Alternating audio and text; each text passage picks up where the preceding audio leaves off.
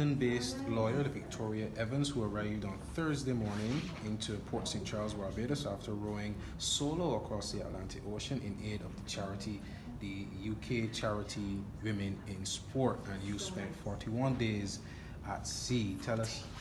40 days yeah, at sea. Yes. it was wrong in the press release, so that's thanks why. for the clarification. But tell us how grueling that was on your body.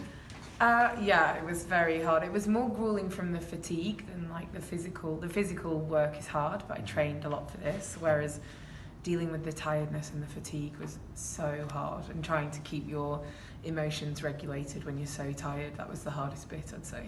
How do you mentally prepare for a task like this? I worked with a coach who's based in Chamonix in France. She's called Chloe Lamphere, and we did a lot of mental prep around how you process your thoughts as they come, and recognise that you might think it, but it doesn't necessarily mean it's reality, and using all of these tools so that when it happens on the water, you're able to separate out, you know, bad thoughts from what's actually happening. But it's hard, and you rely a lot on your friends and your family to send messages of support, and you know, it's tough, but I found it okay being on my own. I never felt lonely, but yeah, I definitely needed the support of the people at the end of the phone to help on the days where it was extra tough. How do you prepare for the elements and the weather? The weather was the biggest challenge. I got huge weather, like the most wind you'll get on the Atlantic, pretty much top end, and it made for a very intense, fast crossing. And I think everyone wishes for big weather so that it's quick, and they don't think about the reality of what life on board a 6-metre long boat is like in 30 knots of wind. So I'd prepared, I trained a lot on the boat. I trained in Portugal for 2 months as well to row in the Atlantic.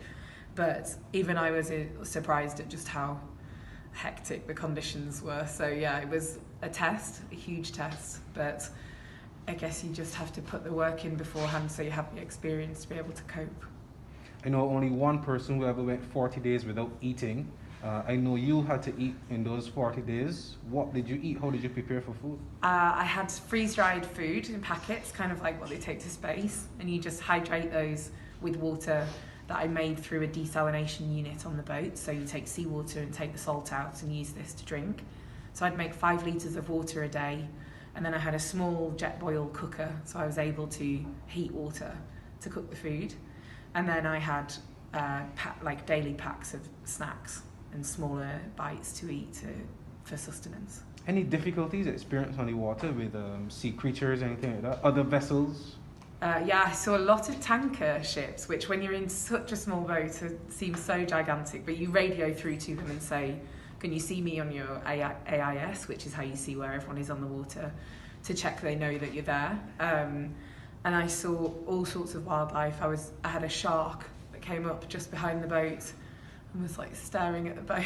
And I sort of sat still, and I was like, I'm on the boat, you can't get me. And took a video of him like following the boat through the water. And yeah, whales, turtles, you see all the, you know, it's such a privilege to be somewhere so remote and see all of these things on a tiny boat when it's totally quiet, and you know, they come really close. And I had a super pod of dolphins that visited the boat on my birthday.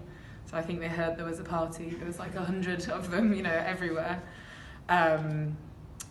There was another question in your question, sorry. Wildlife. Yeah, and other vessels. Other vessels, yeah. Mm-hmm. Any big cruise liners pass you almost? I didn't see any cruise liners, no, just shipping tankers. Yeah. Okay, well, we celebrated your birthday while you were on the water. Yeah. We also celebrated International Women's Day. Indeed. How important is it for women to see you accomplishing a feat like this? Yeah, that was the main purpose of the whole challenge, was to do something that's so difficult and so big, to prove that women are capable of anything. And I think we're seeing sport develop, but it's still very much developing in a way that isn't equal. And you have, you know, Tour de France introducing a route that's shorter for women, and we still play 3 sets of tennis. And I think there's still this cultural perception of women as weaker. And actually, I can't think of many challenges harder than what I've just completed, and to do that alone and as a woman, I really hope that any woman or girl that sees that realises that just anything is possible for them, and there's those opportunities are there if you're willing to put in the hard work. Lastly, what's next for you? I don't know, that's the question everyone wants to know, isn't it? Not an ocean row. We've done that. I'm not sure, I don't have any like big challenges planned, but I definitely still want to keep doing the work. I've been doing work around trying to change policies in sport to make it more equal, and I had a confirmation whilst I was on the boat, actually on my birthday, that Ironman, the triathlon company, have introduced a global pregnancy deferral policy, because I asked them to bring one in, and like things like this are what really leave the doors open for everyone that comes after. So that will be the main focus, I think, going forward for now, looking at how you can use the platform I've created through the challenge to capitalise on that and to try and drive change, structural change within sport for women. So that's the immediate next. Pleasure talking to you, Victoria. Thank you so much. All the best. Thank you. Okay.